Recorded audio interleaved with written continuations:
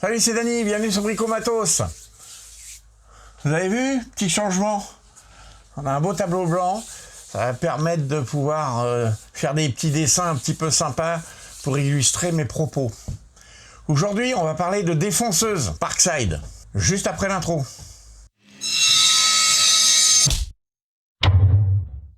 Alors la défonceuse Parkside, c'est pas une nouveauté, franchement. Ils viennent d'en ressortir une récemment, pendant les Jeudis Brico. J'en ai repris une, parce que avant j'avais celle-là. Donc celle qui était nommée POF 1200, la C2. On la reconnaît parce que toutes les parties alu sont chromées, on va dire.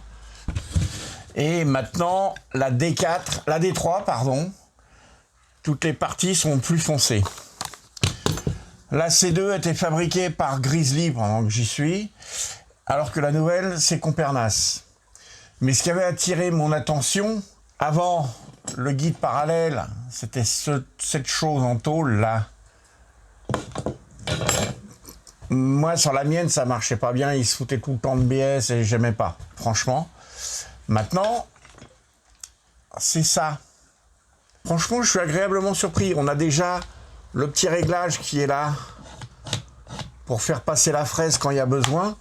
Et vraiment, vous voyez, je resserre hop, un quart de tour et ça bouge plus du tout. C'est vraiment bien. Pas besoin de serrer. Toutes les fonctions d'ailleurs sur cette nouvelle défonceuse, c'est vraiment serré à deux doigts, tout doucement, et on n'abîme rien. Alors cette pièce, effectivement, elle est tout plastique. J'ai eu un commentaire sur une page Facebook comme quoi « Ah, c'est pas bien, c'est du plastique ». Oui, il y en a des très bien en alu, de super précision, mais quand tu vois le prix de la machine, on n'est pas dans le même monde. Ça coûte 40 balles. Les grosses Makita qu'ont ce guide-là en alu, c'est 300-400 balles. Et je parle même pas de la grosse Festool. Donc on se calme. C'est une pièce en plastique. Elle glandouille pas. Moi j'ai un tout petit peu de jeu quand elle est desserrée. Très très peu. Et dès que la pièce de serrage qui est là, dès qu'on la serre un petit peu, ça bouge plus. Bon alors, je regrette juste un petit peu. Voilà, là, à ce niveau-là, on est un petit peu, je trouve un petit peu faible. Et la pièce de retenue, ouais, ça m'a pas l'air du top qualité. Mais bon, je le redis, il est inutile de serrer comme un fou. Justement, l'intérêt du plastique, c'est que comme c'est souple, et ben ça appuie et ça bouge plus. Alors le niveau de précision va pas être exceptionnel, mais on est pas mal. On a un vernier qui est propre, qui est bien gradué. Et si j'essaye de le tourner alors qu'elle est serrée, il bouge pas. Là, c'est le jeu. On a un peu plus de jeu entre quand vous allez dans un sens et quand vous allez dans l'autre. Oui, il y a pas mal. Je dirais, on doit avoir 2/10 facile. Donc, ça fait pas mal, mais c'est pas très grave. Même si ça s'appelle un guide micrométrique, faut pas exagérer. Chaque chose a sa place. Hein, et c'est une machine à 40 €, je le rappelle doucement. Donc ceux qui ont vraiment envie d'un truc de haut de gamme avec le moins de jeux possible et tout, c'est pas Parkside qu'il faut que vous achetiez. Achetez minimum du Makita, mettez 400 balles dans une défonceuse ou achetez une grosse Festool et on n'en parle plus. La défonceuse, dans un atelier de menuisier, c'est un élément très important. On fait énormément de choses. Beaucoup de bricoleurs débutants pensent que c'est un outil qui sert que dans de très rares cas. Non, on fait tellement de choses avec une défonceuse. Les toutes petites, les affleureuses qu'on appelle, ou les très grosses, ça sert à plein de choses. Qu'on la met sous table, ça fait une toupie. Au-dessus pour faire des feuillures, pour faire des assemblages, pour faire des rainurages, pour faire des montages, et ainsi de suite. Pour faire des défonces, moi qui veux faire de la lutherie, pour faire des défonces pour mettre les micros, les cavités, pour mettre les potards et tout ça. C'est un outil qui est énormément utilisé en menuiserie, faut pas le négliger. J'ai projet, un de ces quatre, de m'acheter une plus grosse. Alors j'irai pas jusqu'à la Festool parce que j'ai pas les moyens, mais je pense que je vais viser la TRA 001, la Triton, la grosse, 2400 watts, celle qui prend les queues de 12, parce que ça permet d'utiliser des fraises plus grosses, pour faire des formes un peu particulières et dans certains cas, pour avoir des fraises qui sont un peu solides. Quand vous commencez à vouloir prendre des fraises, ce qui est intéressant, si je peux, je vous mets une photo, des fraises à plaquettes carbure, démontables, c'est vachement pratique. Vous avez des fraises de super qualité et vous avez juste les parties coupantes, c'est des plaquettes carbure, vous avez juste à les démonter, vous les remplacez. Alors, c'est bien, on a d'un deux. L'idée d'avoir les deux, provisoirement, la vieille, elle va finir sous table. Et je l'ai rachetée parce qu'effectivement, celle-là, elle a pris une bonne gamelle et la butée de profondeur, elle avait cassé. Au ras, c'est l'aluminium qui a pété. Alors attention, les semelles en alu, elles sont relativement fragiles. Ça aime pas les gamelles, hein, ces trucs-là. Elle a glissé tout bêtement et bam. Et comme par hasard, la plus haute partie était bien pointée en avant et elle est tombée dessus. Genre, pas de chance du tout sur ce coup-là. Donc j'ai été obligé de faire une bidouille. Regardez, j'ai été obligé de fraiser, mettre une vis à tête fraisée et un écrou d'il stop dans le fond. Mais maintenant, la butée, elle glandouille, elle est pas souple. J'ai plus le tic-tic-tic. Bon. Donc, sous table, elle ira très bien. Pour ceux qui veulent mettre une défonceuse comme ça, sous table, alors on enlève la semelle. On peut se servir de la semelle comme gabarit pour fabriquer la platine sur laquelle ça va être fixé. C'est le meilleur moyen. Hein. Et pour se servir d'ascenseur, ce qu'on appelle, j'essaierai de vous mettre un lien. Ils vendent des espèces de petites plateformes qui se remontent juste avec une vis, comme ça. Petit plateau à système pantographe, c'est pas mal. Après, il suffit de fabriquer un caisson qui fait la hauteur plus une quinzaine de centimètres. Et c'est impeccable. Comme ça, quand vous arrivez en dessous, ça va pousser au cul de la machine et ça va fonctionner nickel. Alors, ce qui est bien, en plus, quand on est deux machines, c'est qu'on va pouvoir faire des comparaisons. On va pas y passer le réveillon parce que l'idée de base sur la chaîne et puis sur cette vidéo, c'est de voir quels sont les points de maintenance et d'amélioration quand il y en a. Là-dessus, il n'y a pas grand-chose à part effectivement la mise sous table qui peut être considérée comme une bonne amélioration. Je ferai une deuxième vidéo avec des essais. On prendra une belle planche, on fera une feuillure, une rainure. On essaiera de faire avec une fraise quart de rond. On fera le tour arrondi, sympathique. Ou alors je ferai juste une partie du tour en quart de rond et une autre partie avec une fraise à moulurer. Comme ça, on aura vu un peu tout ce qui existe. J'essaierai de me fabriquer un gabarit pour poser un micro de basse, par exemple. Ça sera rigolo. Et pour ça, j'ai acheté aussi, il y en a qui connaissent, une fraise hélicoïdale avec une queue de 8, donc qui monte bien sur nos défonceuses. L'intérêt de la fraise hélicoïdale, c'est qu'au niveau de l'évacuation des copeaux, c'est très bien. Ça prend bien en descente. C'est fait pour, c'est des fraises de CNC, ça, normalement. Donc, si vous rentrez dans le bois en descente, ça rentre tout seul. Et les déplacements latéraux se font super facilement. Et ça évacue bien les copeaux. Donc, on verra ce que ça donne. Et ça permettra de tester les bagues à copier. D'ailleurs, regardez, ce qui est rigolo, c'est qu'on a deux tailles différentes. Ça, c'est l'ancienne, celle qui était donnée par Grizzly Tools, qui était en tôle en boutique, qui était un peu pourrie. Maintenant, on en a une qui est en aluminium moulé. C'est pas mal. Et l'intérêt, c'est qu'elle est plus grosse, donc on va pas avoir les mêmes valeurs. On peut mettre des fraises un petit peu plus balèzes dedans par rapport à celle-là. Regardez, elles rentrent l'une dans l'autre, donc au niveau du diamètre, on est pas mal. Alors, les différences qu'on a, bah déjà, la bague à copier qui est différente. Voilà. L'ancienne, elle faisait 85. La nouvelle, elle fait 75. On a gagné 10 mm en épaisseur. En hauteur, on n'a pas grand-chose. Les deux font 1200 watts. Donc ça n'a pas bougé. Par contre, on va le voir à la démonte, il y a un élément qui a beaucoup changé, et là on est sur la partie maintenance, c'est les charbons. Ça n'a plus rien à voir. Donc je vais supposer que les induits, donc les pièces tournantes, sont différentes dans le moteur. Il n'y a pas de différence significative hormis ça. La platine d'aspiration avant, elle était ronde, vous voyez, on la voit là. elle était ronde. Maintenant, la platine d'aspiration est rectangulaire. Je ne sais pas au niveau efficacité si ça change quelque chose. Ce qui a changé au niveau des accessoires, changer sans changer. Avant, vous filez un blister comme ça, un peu crapoteux avec 6 fraises dedans. Ce truc-là, c'est absolument pas pratique pour les ranger, les fraises. Donc après, c'est soit vous faites une belle planche avec des trous bien alignés et tout, mais j'aime pas. Maintenant, on a une belle boîte qui est beaucoup plus petite, qui est sympa et qui est c'est solide, ça, c'est bien. Bon, vous voyez un peu les fraises, c'est pas mal. On a les dessins dessus qui nous montrent bien ce que c'est, à quoi ça sert.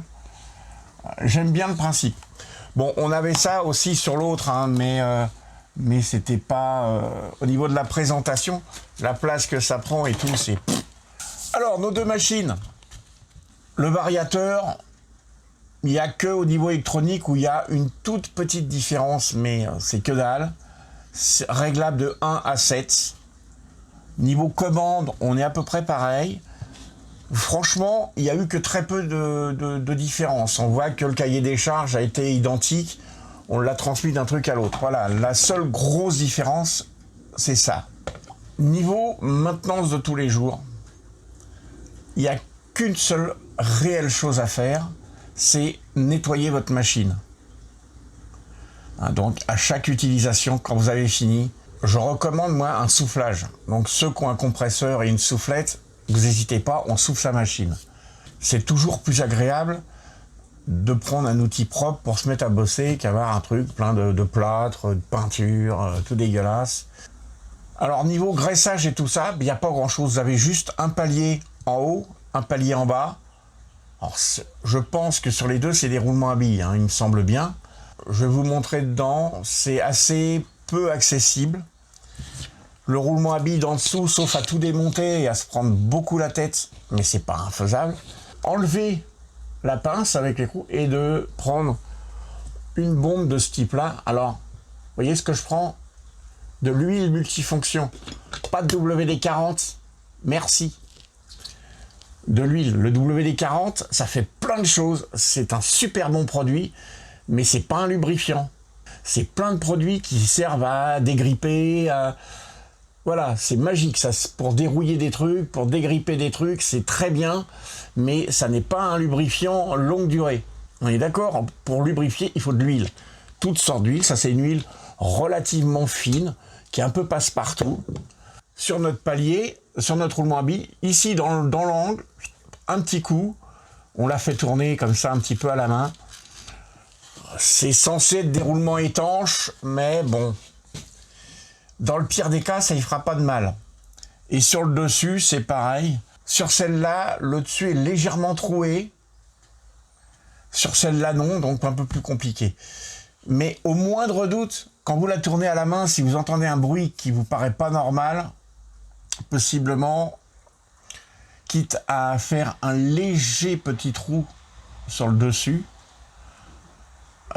pour pouvoir insérer une goutte d'huile, ça peut être dans les améliorations à faire, ça. Autrement, nous avons les deux colonnes. De temps en temps, on prend la machine, on la met à l'envers comme ça. On vient avec une huile moteur, c'est pas mal. Une huile moteur de bagnole, ça peut être bien. Une goutte de chaque côté. On actionne le plateau comme ça plusieurs fois et ça suffit. C'est de l'entretien, hein, c'est pas autre chose. Et on a toujours nos fameux charbons. Là, on va y passer un peu plus de temps parce que vous allez voir, c'est quelque chose. Je vais ouvrir les deux déjà pour commencer. On va faire dans la simplicité. Hop.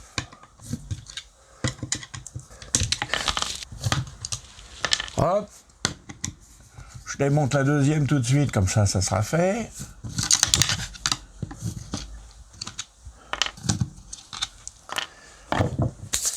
Alors, une fois que vous avez enlevé, quelle que soit la machine, une fois que vous avez enlevé les 4 vis, le capot s'enlève vraiment tout seul, aucun problème. Alors, le capot, quand on regarde dans le fond, vous voyez là, ici et là, vous avez des petites colonnettes. Alors, sur le dessus, on voit bien. Là, vous avez les charbons, là et là. Et les colonnettes viennent bien appuyer sur les charbons pour qu'ils restent en place. Donc sur celle-là aussi, elle est bien ajustée. On a de la même manière les deux petites tétines là, qui viennent appuyer sur les charbons. Alors les charbons en eux-mêmes, vous voyez là, vous avez un gros bloc. Et là, vous avez un peu le même principe, mais le bloc est plus petit. Alors, c'est simple, une petite pince, on attrape le fil par la cosse, comme ça, on tient et on tire doucement. On n'attrape jamais par le fil, parce que si la cosse n'est pas super bien sertie, le fil se barre.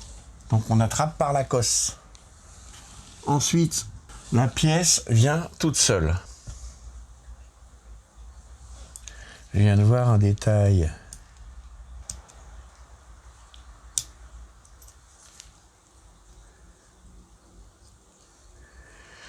Ah! Ouh, mais j'avais pas vu. Magnifique. Bon, comme il faut que je vous montre un truc, je vais enlever la deuxième aussi. Ça se présente sous la forme d'un bloc comme ça, en un seul morceau, qui est très bien foutu. Mais en fait, c'est un principe qui est très bien connu. Nous avons donc notre charbon, la tresse, la butée et le petit ressort qui pousse dessus. Mais quand c'est monté dans l'ensemble, ça fait une pièce comme ça qui est très bien.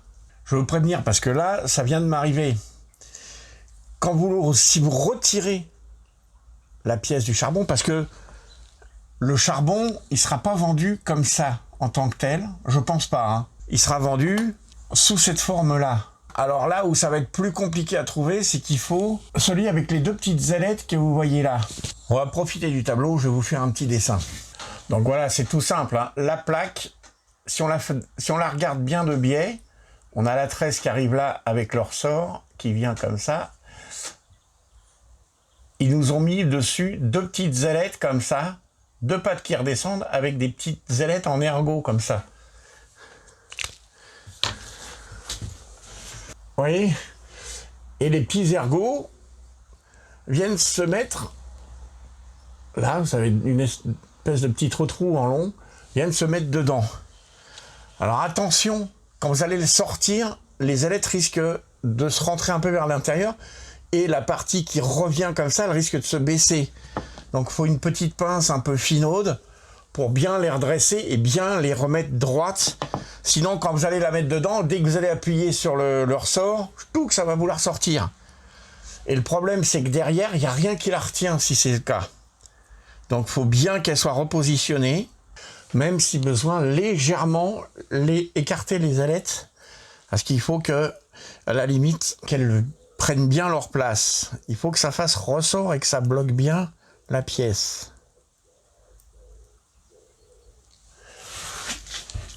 Donc on la met bien comme ça, on la rentre, clac. Vous voyez, on a l'ergot qui ressort bien en dessous. Le résultat final doit être comme ça. Alors je ne sais pas si on va bien le voir, mais on doit se retrouver avec on doit voir la petite ailette partout.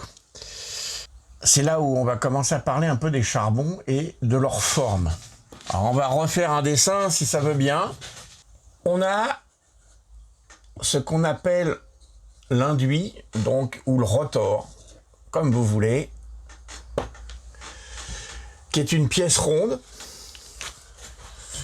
Quand vous avez enlevé les charbons, vous la voyez ici. Alors, l'induit, en fait, c'est toute la partie tournante du moteur. Et au bout de cette partie, vous avez une pièce ronde, cylindrique. Quand on la regarde de profil, ça fait comme ça.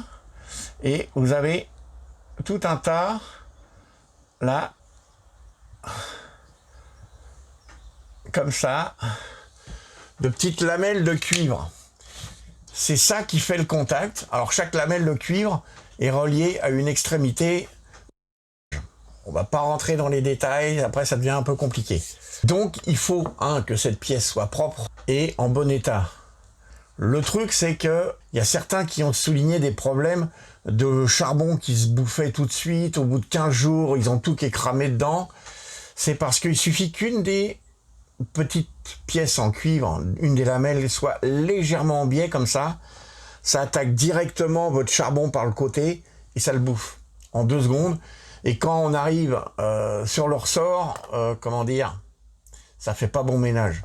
Quand on achète une machine toute neuve, une perceuse par exemple, quand vous la mettez en route la première fois, faut regarder, alors là-dessus, par les petits interstices qu'on a un peu partout, regardez si on voit que ça fait, déjà si ça fait un bruit un peu étrange, et on regarde si on voit beaucoup d'étincelles. Si quand vous l'allumez, il y a énormément d'étincelles, changez-la, parce que ça veut dire qu'il y a un problème au niveau des charbons, voire de l'induit. Donc dans le doute, on la ramène et on s'emmerde même pas.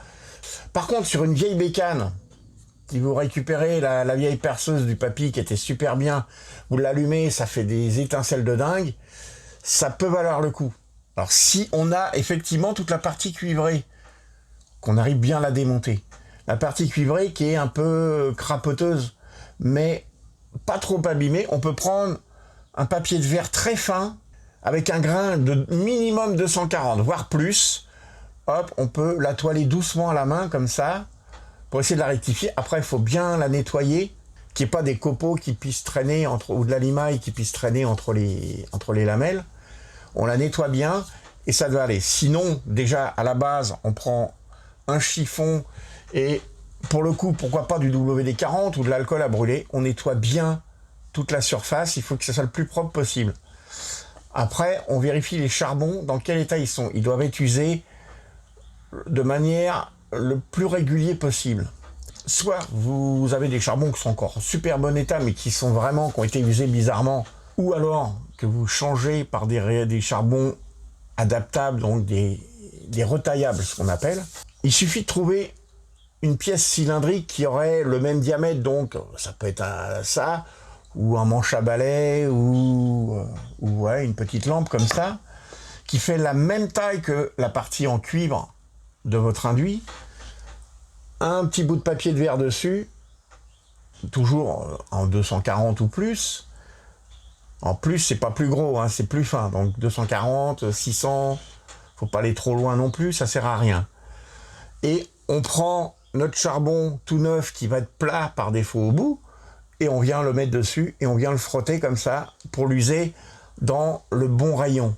Ce qui fait que comme ça, quand il va arriver à son emplacement, il va appuyer de manière parfaite sur l'induit. Plus la surface de contact va être importante, et plus la puissance passera facilement, sans gêner, sans faire d'étincelles, ni rien du tout. D'ailleurs, c'est arrivé à un pote, sur la nouvelle défonceuse, elle avait rien, on sentait qu'elle avait pas de puissance, limite il l'arrêtait à la main, en vitesse 1, donc il y avait un problème. Il a démonté, et effectivement le charbon était merdeux, il l'a un petit peu rodé, il l'a remis en place, pouf, nickel. Donc voilà, ça fait partie des pannes possibles un jour sur des machines bas de gamme comme ça, faut le savoir. Donc une fois que vous avez contrôlé vos charbons, bah il n'y a plus grand chose à faire, hein, si ce n'est les remonter. Alors avant de les remonter, je vais enlever un des charbons sur celle-là, parce que comme ça on va pouvoir les comparer. Alors là c'est pareil, la petite cosse qu'on enlève précautionneusement, et on a là aussi un ensemble mobile qui est pour le coup totalement différent. Hop.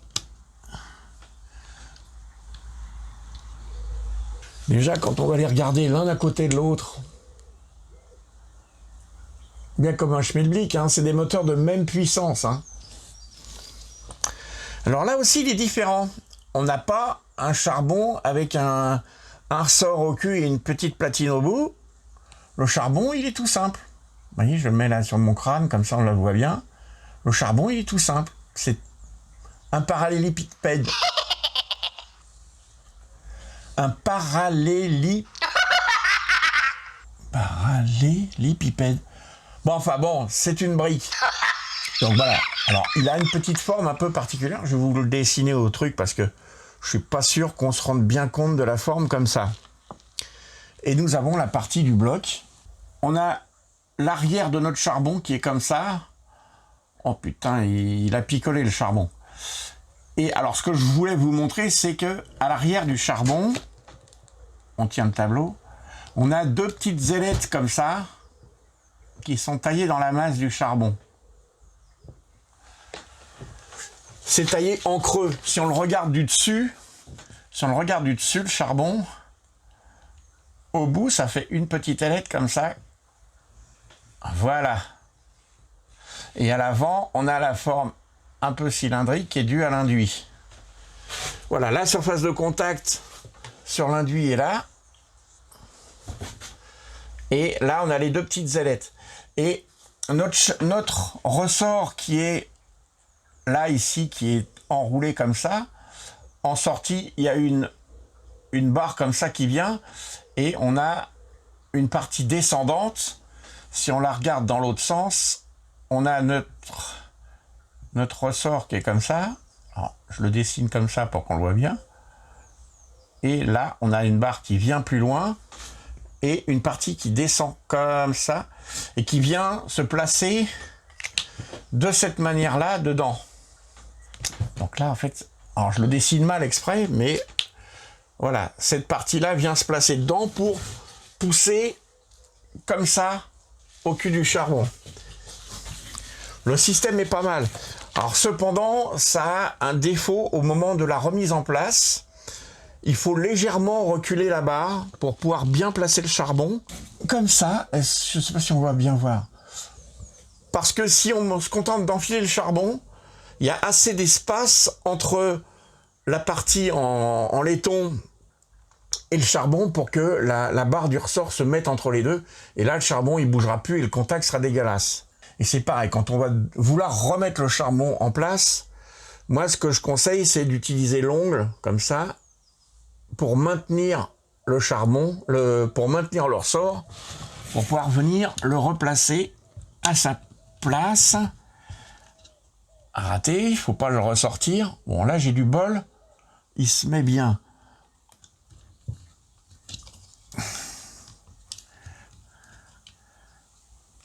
Moi, j'utilise un petit tournevis plat pour bien le remettre en place au bout.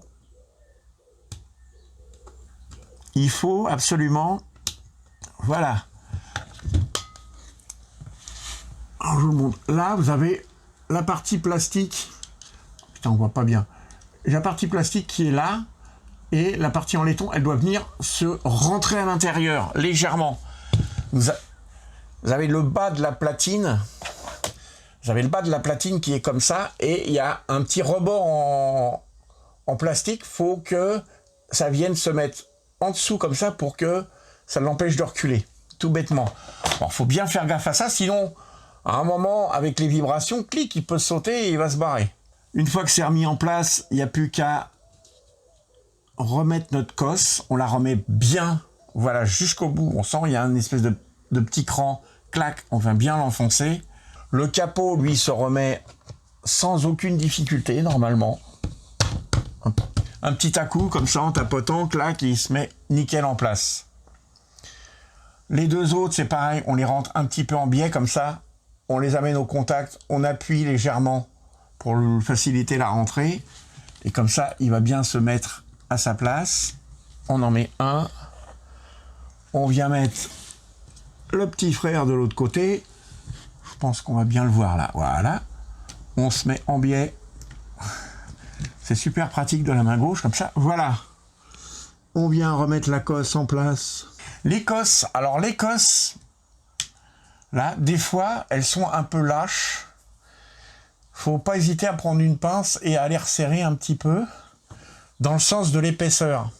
On va faire un petit dessin pour la cosse aussi. Il va être utilisé le tableau. Donc une cosse, c'est une pièce comme ça, comme ça. Vous avez le truc qui est recourbé un peu comme ça, comme ça. Et votre partie mâle, elle vient se mettre comme ça dedans.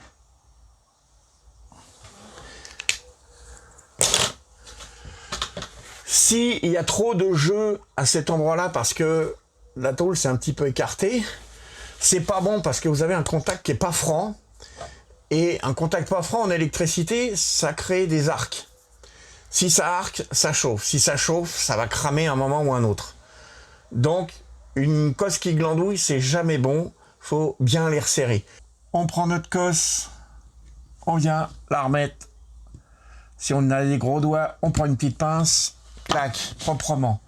Donc, je parlais de resserrer les cosses parce que sur celle-là, j'ai dû le faire. On remet le capot. Alors, il est un peu plus... Clac, celui-là, il nécessite de prendre sa petite baffe. Petite, hein. On tape pas comme un gros dingue dessus. Et ensuite, la technique habituelle pour refermer le capot.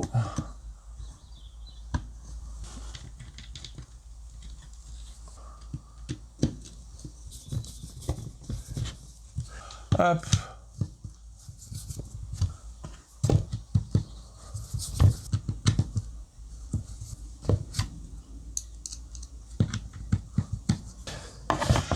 Alors tiens, on va les brancher toutes les deux, comme ça on va voir au niveau bruit ce que ça donne. Alors niveau bruit à 1.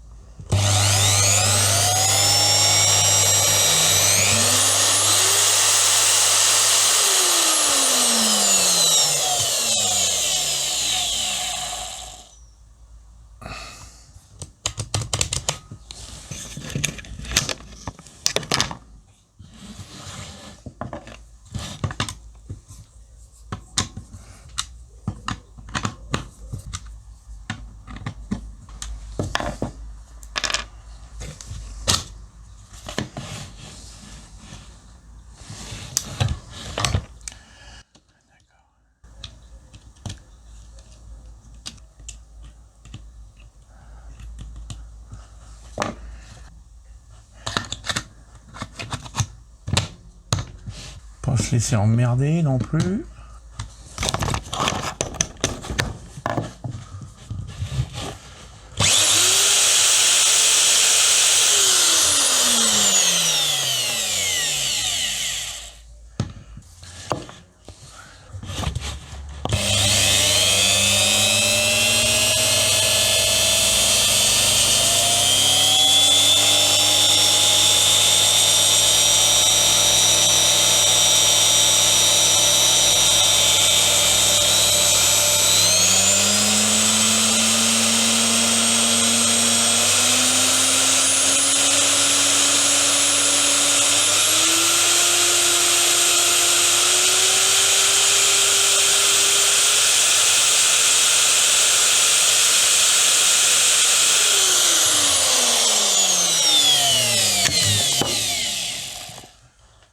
Alors vous voyez cette petite panne qui s'est passée? C'est très instructif. Alors je ne sais pas si on a vu à la caméra, mais en fait, ce qui s'est passé, c'est que le ressort qui vient pousser derrière le truc est sorti. Il devait avoir un tout petit peu la gueule en biais, et il est sorti, et il s'est retrouvé au-dessus, ce qui fait qu'il appuyait plus sur le charbon, donc le charbon était en contact avec les vibrations, pouf, il circulait. Comme il faisait plus contact, la machine s'est arrêtée tout bêtement. Donc, des fois, une machine qui tourne pas, quand vous l'achetez directement, ça ne peut être que un problème aussi simple à résoudre que ça.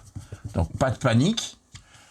Quand on a le bol d'avoir des machines où les charbons sont apparents, c'est juste de sortir les charbons, de regarder la gueule qu'ils ont.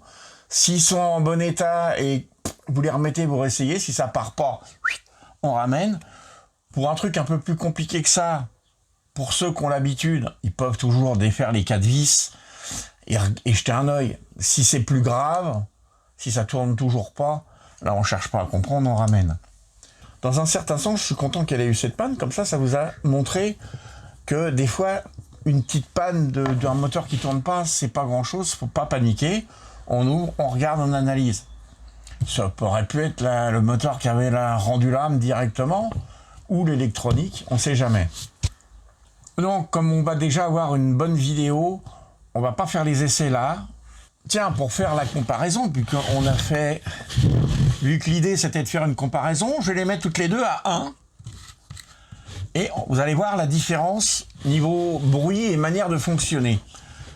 Sur la C2, l'ancienne, à 1, on appuie.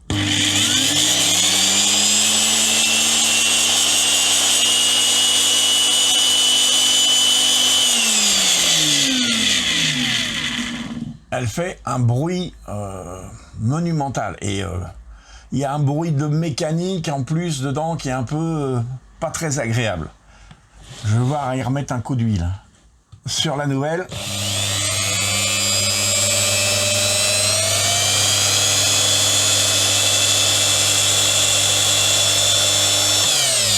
Alors c'est rigolo, le démarrage est vraiment plus progressif. Si on se met à 4 par exemple, je crois qu'on va plus avoir trop de différence.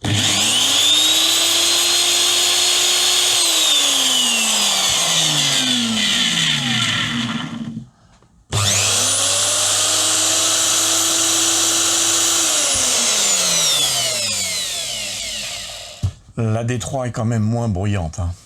Et à fond sur les deux.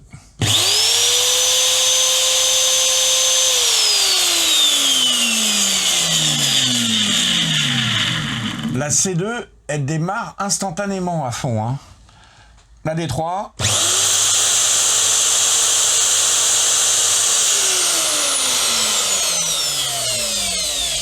Je serais curieux de les mesurer toutes les deux en vitesse. Je suis pas équipé. Parce que il me semble bien à l'oreille que la D3 est un petit peu plus lente que la C2. Je pense pas que ça joue à grand chose. Par contre, elles sont bien bruyantes toutes les deux. Sur ce, cette vidéo s'achève. Je vous remercie de l'avoir regardée. Si ça vous a plu, un petit pouce bleu. Si vous avez des questions, les commentaires ou la page Facebook, n'hésitez pas. Et je vous dis à très bientôt pour une nouvelle vidéo.